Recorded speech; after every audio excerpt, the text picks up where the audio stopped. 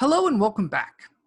This video is a continuation of our series that introduces you to the powerful website building toolset WordPress.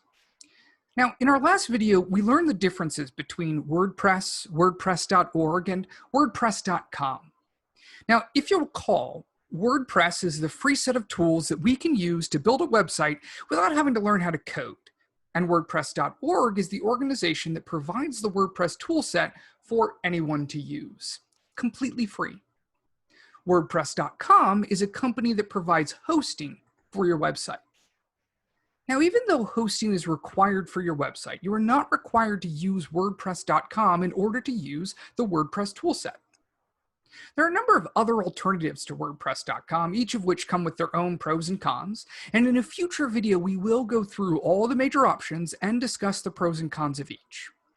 Today, however, we're just going to explore hosting through a single hosting service, Hostgator. Now, before we get into the actual process steps here, I wanted to take a moment and revisit the concept of hosting as well as introduce you to a new concept called domains. In our last video, we talked about hosting as the computer where your website is actually stored. In this video, I'd like to give you a different analogy, that of a house. Imagine your website as if it was a house. Now your house sits somewhere. It can be physically found on some plot of land somewhere. That plot of land is essentially your hosting. It is the tangible, physical location where your house exists. Now in the United States, at least, each plot of land is given a parcel number. Most people, however, have no idea what their parcel number is, and for good reason. We don't use it. Instead, we use an address. Now, there are two very good reasons for this. First, an address is so much easier to give out, understand, and follow. If I want my friend to come over, I'm not going to give them my parcel number. I'm going to give them my address. It's the easily understandable label for where I live. The second reason is just as important. On this piece of land, I could have more than one home. Personally, for example, I live in one of two units in a duplex. Both units in this duplex exist on the same parcel, but we have different addresses. That way, someone who wants to come visit me knows to knock on my door and not my neighbor's door. Taking this metaphor back to the world of websites, each computer connected to the internet is assigned an IP address, a number that uniquely identifies it. The computer that hosts our website will certainly have one, and we could technically type in that number to go directly to that computer. But when was the last time you typed in an IP address to access a computer? You probably haven't. Instead, you use a URL or a web address like WordPress.org. That takes you to the WordPress website without having to know the actual IP address. Much easier. So you're going to want a web address, a domain for your website, so you can make it easier for people to find it. Now I'm going to make one last point before we dig into the steps here. Your domain is more than just the address for your website home. It's the base address for all of the individual rooms or pages within that home. So when I navigate to different pages on the WordPress.org website, such as themes, I go to WordPress.org/themes, or I go to plugins and I go to WordPress.org/plugins. These individual pages exist in the world or the domain of WordPress.org. So as you can see, choosing a domain is pretty important because it will anchor your entire website and the whole user experience. Now, we're not going to get into the hows and whys of choosing your domain, as that's really more of a marketing decision. For our purposes here, you just need to understand what it does and why. Okay, so we've talked about domains and hosting. Now it's time to get ourselves set up. Again, there are a number of different options you can use for your hosting. We're going to use Hostgator for today's demonstration. So we're going to go to the URL, the domain of Hostgator.com.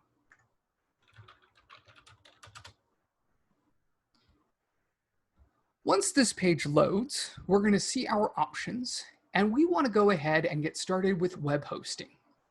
Now you see here at the top, we have a couple different options. We have web hosting, website builder, WordPress hosting.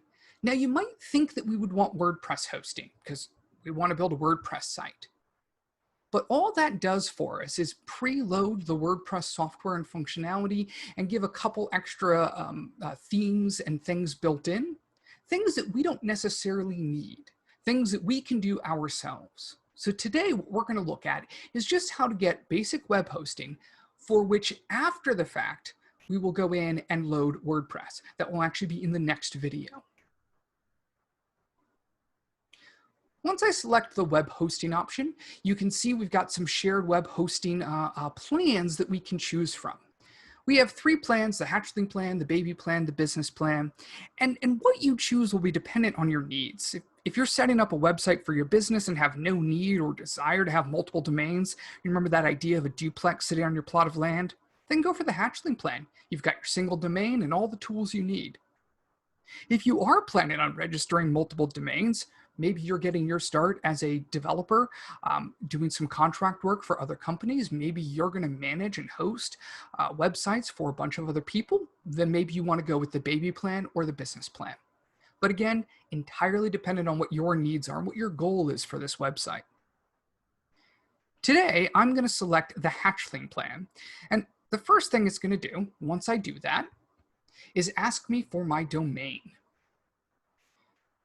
Now, you can either register your domain as a part of this process, or if you already have your domain registered through a third party, such as GoDaddy, you can enter this to let Hostgator know they don't need to register a domain for you. Now, if you already own the domain, there are some additional steps you're going to have to do to get that ownership, that registration moved from wherever it is, from GoDaddy, for example, to Hostgator. Those steps, we're not going to cover those today. If you do have additional questions on that, please feel free to send us an email, which is listed down in the comments below, and reach out to us. We're more than happy to help. For today, we're actually going to take a look at what it looks like to register a new domain. Now, if you remember, the company that we're going to be working on, that I'm building a website for, is called Splativity. So I'm going to go ahead and I'm going to type in Splativity.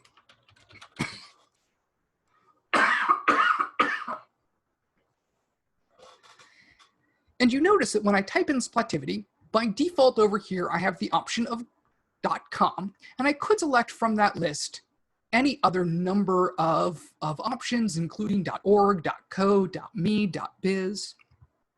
And you'll also notice one of the first things it does is tell me that this domain is not available. Now, it actually turns out that this domain is not available because I already own it, and it's already done registered through Hostgator on another account of mine, so totally fine with that. But for the purposes of today's example, I could, for example, instead choose to go with the .org version. And when you see these search results, there it is, and it is available. Now, one of the other things that you can do when you are registering your domain is you can actually purchase the other similar or common versions of your web URL. So a lot of us are very familiar or very common with the .com or perhaps the .org. But you could also choose .net or any of the other ones if there's a reason for it, that reason either being you're concerned someone else will take it and put up a competing website, or that you want to communicate something.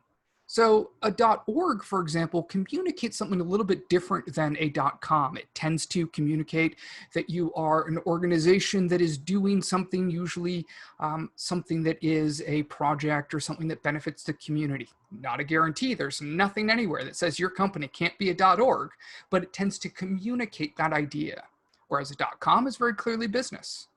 Is there a right or a wrong answer? Not necessarily. You just need to keep in mind what people are comfortable with, what people know, and how easy it is to remember. For today's example, we're going to stick with splativity.org, and I'm going to scroll down and show you the next option. The next thing that we're talking about here is whether or not we want domain privacy protection. And before you can determine whether or not you want this, you need to understand what it is. So we've talked a lot about registering your domain. Anytime a domain is registered, we keep track, and I see we, someone, somewhere keeps track of who owns every URL. And it's actually possible to look up the owner of any given domain. This information is not private. So I can go here to GoDaddy and I can type in Splativity.com. And from here, I can find out, as soon as I tell them that I'm actually not a robot, who owns Splativity.com. Since this is public record information, any number of companies are regularly searching on this information to determine who's recently purchased a domain, because they're making an assumption that if you recently purchased, or that you've recently purchased a domain, you are starting your business, and therefore you might want whatever service they're providing, be it business line of credit or website design services or whatever the case may be. If your information is publicly available, then they have your phone number, your email address, they have an ability to contact you and try to sell you their products. So if you don't want that kind of marketing or that spam coming across your door, or those kinds of calls that you have to field, you can just pay Hostgator to act as the owner of this website, so that when you come here, it's Hostgator that is the name here, not Ryan or Tolan, my business partner. So I think that's something that's worth it. It's a fairly cheap annual cost to cut down on the number of people who have my contact information.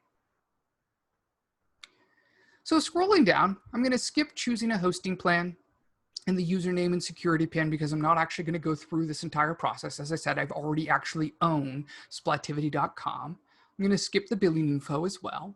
And I just wanted to spend a little bit of time before we wrap up today talking about the additional services that Hostgator is interested in selling us on. None of these, not even SiteLock Essentials, are actually required. They can be beneficial depending on what you do and how much you want to actively manage your website, or set it and kind of forget it. Most of the risk, for example, that is covered by something from like SiteLock is really in hackers obtaining access to your site through known exploits, which are really just bugs in the system that someone's identified and that temporarily allow them access. And these companies, WordPress and all these other places, these themes and plugins, they're all actively looking for this. And anytime something comes up, they usually get a fix out really, really quickly. And so you go in, you load that fix, and now you're secure again. So if you're on top of your upgrades, if you're really keeping track of, getting in and managing your website, the risk is really, really minimal. If that's not something you're interested in doing, that's not something you're working to do, you might consider getting something like this to secure it, lock yourself down.